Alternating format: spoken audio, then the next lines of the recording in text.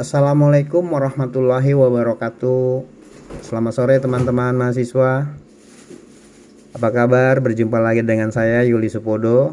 Pada video kali ini, pada perkuliahan kali ini, kita akan membahas tentang ekuitas di mata kuliah ekuitas dan pasar modal. Oke, mari kita mulai materinya mengenai ekuitas ini. Tapi sebelumnya mari kita sama-sama berdoa dulu, semoga pertemuan ini berjalan lancar. Baik, kita akan bahas materi ekuitas ini yang terbagi dalam 5 bagian. Pertama, kita harus tahu dulu definisi dari ekuitas itu, mengerti definisinya, maknanya dan artinya. Kemudian kita yang kedua akan bahas tentang tujuan dari ekuitas. Dibahasnya ekuitas itu. Kemudian yang ketiga komponen ekuitas. Nah, yang keempat ekuitas versus kapital. Dan nanti di sini kita akan tahu perbedaannya antara ekuitas dan kapital. Kemudian yang kelima kita akan bahas tentang urutan penyerapan rugi dan perlindungannya. Baik, kita bahas nomor 1 dulu. Apa itu definisi dari ekuitas? Kita tahu di neraca itu ada komponen aset, ya, harta di sebelah kiri, dan sebelah kanannya berisi kewajiban dan ekuitas. Atau kalau jika dibalik, ekuitas sama dengan aset dikurangi kewajiban. Nah, ini dari formula ini setelah kita pahami di neraca, ya, itu kita akan mendapatkan pengertian definisi dari ekuitas menjadi seperti ini, ya. Ekuitas adalah hak residual atas aset perusahaan setelah dikurangi dengan kewajiban. Ekuitas adalah residual, ya, setelah dikurangi dengan kewajiban. Oke, sekarang kita sudah tahu definisinya. Nah, ekuitas dan kewajiban ini ada di sebelah kanan ya, bersamaan dengan kewajiban. Tapi tentunya berbeda dari segi penyelesaian klaim, kedua akses terhadap aset, ya, dan operasional keputusan perusahaan atau manajemen. Kemudian yang ketiga substansi perjanjiannya. Nah, yang ketiga ini sebenarnya satu kesatuan yang tidak terpisahkan. Ya, berbeda dari segi ini, ya, ketiga ini. Kalau ekuitas itu di dalam penyelesaian klaim itu dia ditandai dengan saham, ya, surat berharga saham. Kemudian kalau kewajiban itu ditandai dengan surat kontrak dan sanksinya. Nih, misalnya surat kontrak MOU atau kerja sama pengadaan barang, dan jika tidak bisa membayar maka ada sanksinya, seperti itu. Kalau surat saham mungkin di RUPS, dan biasanya kalau yang mempunyai saham terbesar itu bisa mempengaruhi jalannya keputusan atau operasional perusahaan. Kemudian pada saat RUPS juga dia mempunyai hak suara yang lebih dominan. Kemudian di akses terhadap aset, operasional dan keputusan ini, ekuitas itu dapatnya ada yang istimewa, ya, dari perbedaan sangat dari kewajiban itu. Jika ekuitas itu dapat mempengaruhi jalannya operasional perusahaan, itu dapat dipengaruhi dengan mayoritas seseorang memiliki ekuitas di situ. Misalnya dia mempunyai saham lebih besar, lebih dominan, maka dia bisa mempengaruhi jalannya operasional perusahaan, termasuk memutuskan siapa yang akan memimpin, atau seorang manajer yang akan melaksanakan operasional di perusahaan tersebut. Terutama juga pada keputusan rapat umum pemegang saham, ya, RPS ini, ekuitas dapat mempengaruhi keputusannya, kebijakan seperti laba ditahan dan sebagainya. Berbeda dengan kewajiban, kewajiban tidak dapat mempengaruhi jalannya operasional dan keputusan dalam RUPS. Oke. Nah, yang kedua ini tidak terlepas dari yang ketiga ya, substansi perjanjian. Semua ada perjanjiannya di dalam format perjanjian atau kerjasama. Kemudian kita masuk ke tujuan. Nah, tujuan ekuitas. Tujuan ekuitas ini terbagi dalam 3, yaitu 1 tentang efisiensi dan kepengurusan manajemen.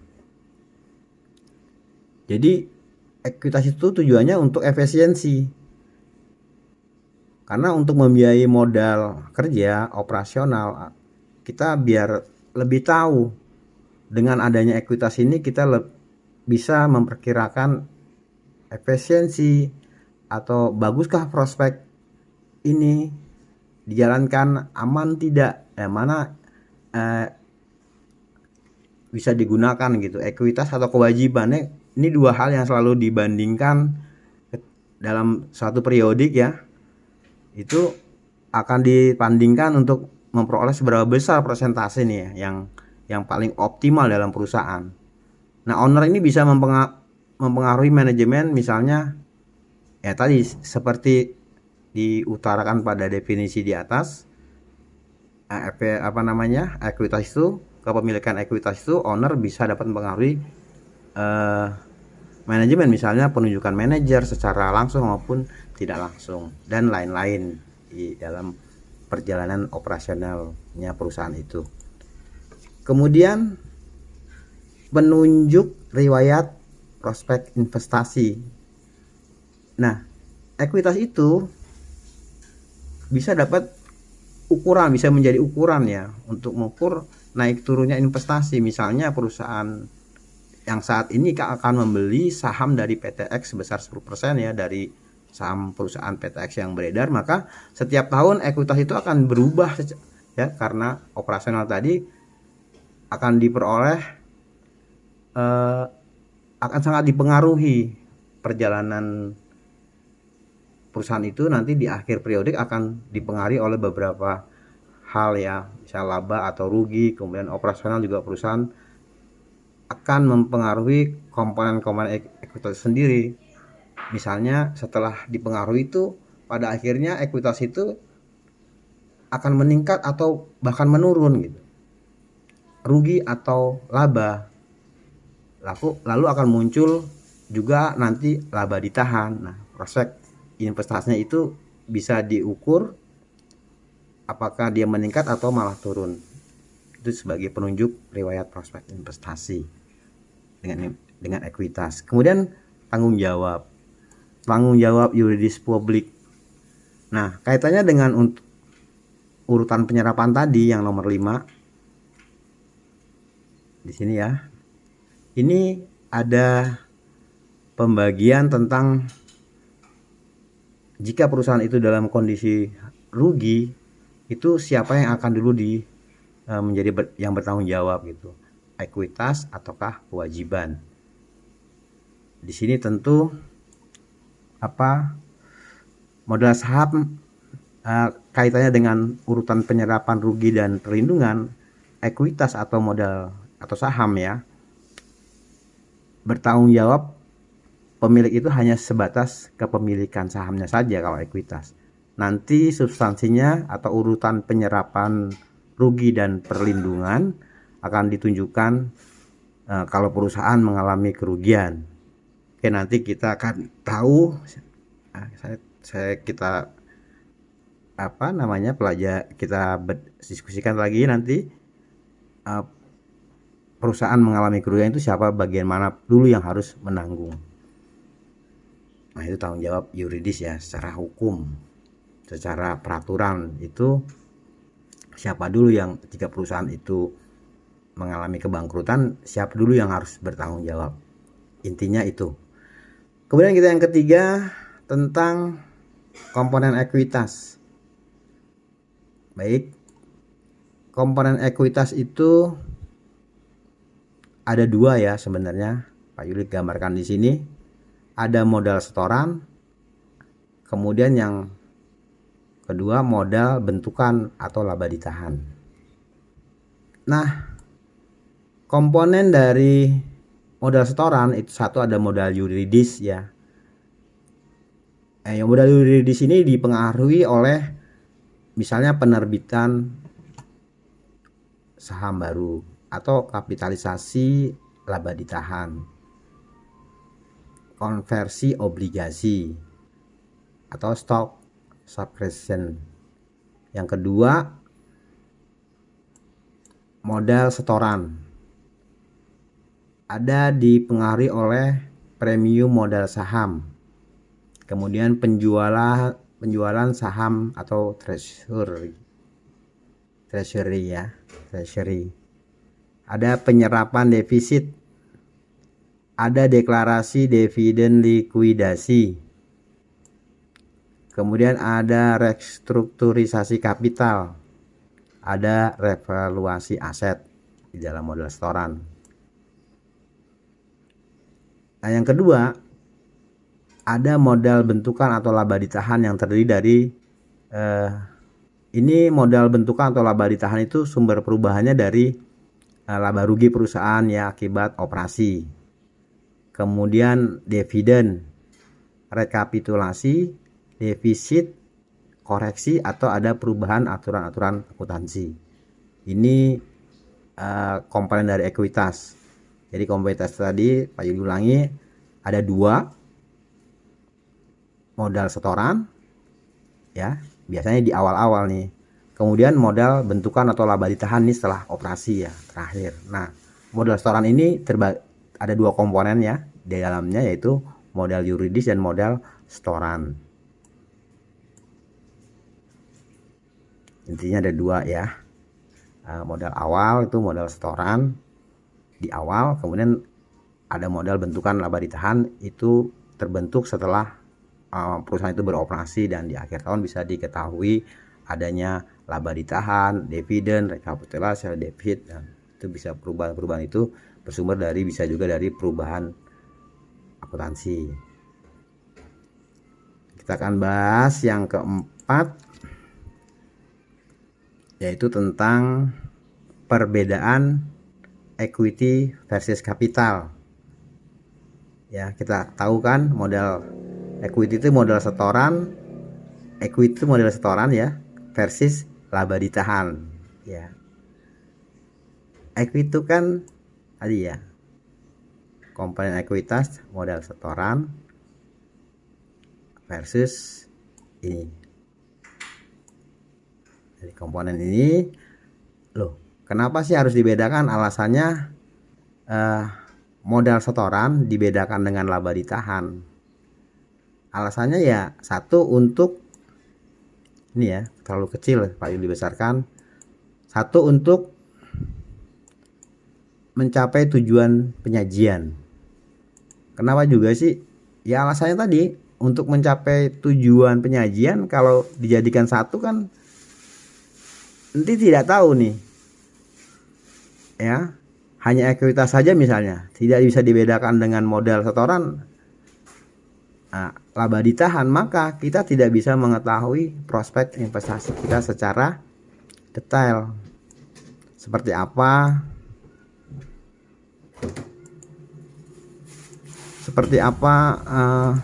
tujuan penyajiannya tidak tahu. Seberapa besar modal setoran dan laba ditahan itu kita tidak bisa mengetahui kalau campur gitu, tidak bisa dipisahkan. Yang kedua, berbeda sumbernya ya. Kalau modal setoran itu sumbernya dari saham itu sendiri. Modal setoran itu biasanya di awal-awal tuh saham itu sendiri ya, modal setoran itu ya. Kemudian kalau laba ditahan itu bersumber dari hasil operasional perusahaan itu. Jadi dari sumbernya aja sudah beda. Kalau modal setoran itu seberapa besar saham di awal itu ditanamkan ya, diinvestasikan. Nah, kalau laba ditahan itu bersumber ketika perusahaan itu sudah beroperasi di akhir periode itu, perusahaan itu laba atau rugi gitu kan.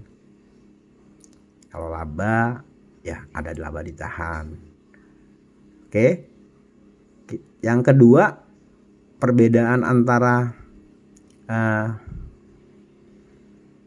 modal setoran ya, equity tadi versus capital itu kandungan informasinya berbeda. Ya, kalau modal setoran itu informasinya itu merupakan modal dasar. Modal awal ya. Modal setoran ya, disetor ya. Kalau laba ditahan itu mempunyai daya laba, daya melaba atau seberapa besar perusahaan itu dalam menghasilkan laba di akhir periode. Itu kandungan informasinya. Sumber informasinya itu kalau modal setoran ya modal di awal, modal disetor, ya modal dasar. Ini kalau laba ditahan itu seberapa besar perusahaan itu menghasilkan laba di akhir periodik. Keempat, itu berbeda penyebab perubahannya. Ya, kalau modal setoran berasal dari pendanaan ya, dana awal pada saat investor menanamkan modal itu sebabnya adanya modal karena adanya investor gitu. Sebabnya karena ada investor. Kalau laba ditahan sebabnya karena produksi operasional.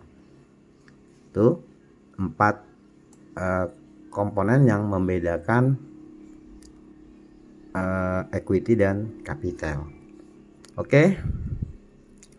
Jadi perbedaan ekuitas dan versus capital itu kalau kita rekap ya, modal awal itu sama dengan modal awal ya.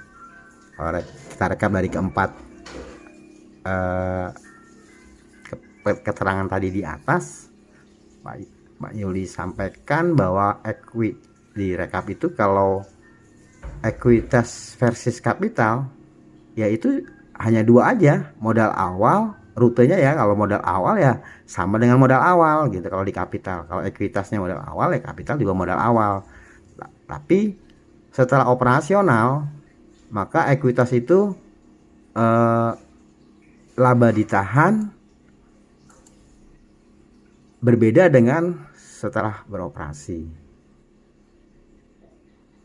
Nah, bedanya kalau modal awal itu sama-sama modal awal untuk ekuitas, kalau kapital juga sama ada modal awalnya. Nah, setelah operasi ekuitas itu berbentuk laba ditahan ya, beda karena setelah operasi. Jadi demikian ya rekapnya, bisa dipahami ya.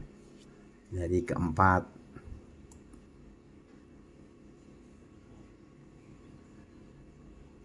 yang membedakan antara ekuitas dan kapital. Jadi dapat ditarik kesimpulan bahwa pada awal berdiri ekuitas dan kapital adalah sama. Pada awal berdiri ya. Kemudian namun setelah beroperasi selama periode atau lebih, maka ekuitas tidak sama lagi dengan kapital karena ekuitas tidak hanya modal awal saja tetapi sudah ditambah oleh dengan laba ditahan. Nah, kalau dibuatkan timeline ya, rutenya maksudnya, kalau awal berdiri itu modal awal saja, tapi setelah beroperasi maka terbentuklah modal awal dan laba ditahan. Oke, baik, kita masuk yang kelima terakhir. Kita bahas tentang urutan penyerapan rugi dan perlindungannya. Nah, baik, di Pak Yuli buatkan 3 ruang ya, 1, 2, 3 nih. Yang pertama nih kita akan tempatkan urutan penyerapan rugi. Kemudian di kotak tengah ini ada beberapa komponen pada saat komponen ekuitas itu ya, kewajiban, modal saham istimewa, ada agio saham istimewa, ada modal saham biasa, agio saham biasa, yang keenam laba ditahan. Nah, pada saat mengalami kerugian, urutan penyerapan rugi itu yang harus bertanggung jawab itu dari bawah ke atas. Pertama yang akan digunakan untuk menanggulangi kerugian itu laba ditahan dulu. Ya, ini dari tanda panahnya dari bawah ke atas. Kemudian setelah laba ditahan belum cukup, maka menggunakan agio saham biasa. Nah, pembagian saham biasa. Kalau tidak cukup juga maka menggunakan modal saham biasa. Kalau modal saham biasa juga belum cukup maka menggunakan agio saham istimewa. Sampai pada puncaknya semuanya belum cukup, menggunakan kewajiban ya, menggunakan hutang.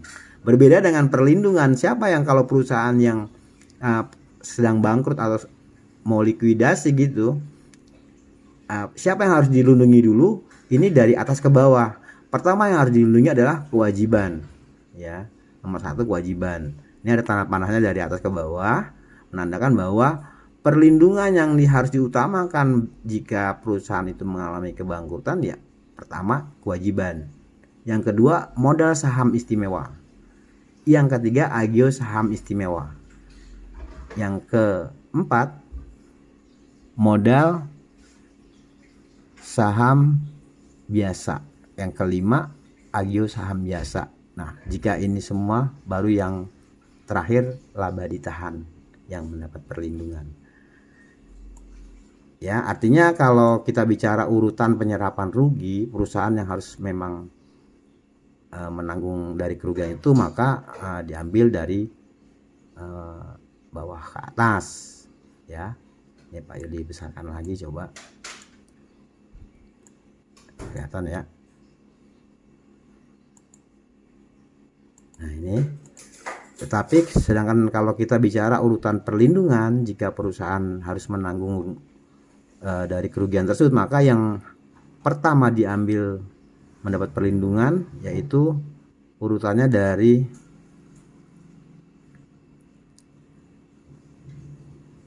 atas ke bawah. Ini ya, dari tadi dari nomor 1 ke bawah nomor 6. Baik teman-teman semua, demikian tadi materi kita tentang ekuitas. Semoga bermanfaat ya. Jangan lupa untuk menonton video-video selanjutnya. Sampai jumpa. Wassalamualaikum warahmatullahi wabarakatuh.